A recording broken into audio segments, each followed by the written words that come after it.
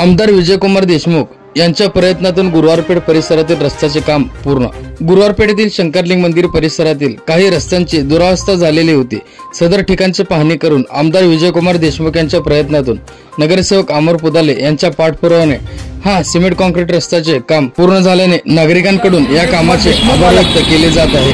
त्यांच्या प्रयत्नातून गुरुवारपेठ शंकरलिंग मंदिर व गुरुवारपेठ परिसरातील संपूर्ण रस्त्याचं काम जे सध्याला चालू करण्यात आले आहे। या परिसरातील गेल्या 5 वर्षामध्ये वॉटर लाईन असो, ड्रेनेज लाईन असो, लाईट असो, घंटागाडी असो, स्वच्छता साफसफाई असो अथवा हवानी दुरावणी असो, विशेषतः आमदारांचं लक्ष या भागात असतं।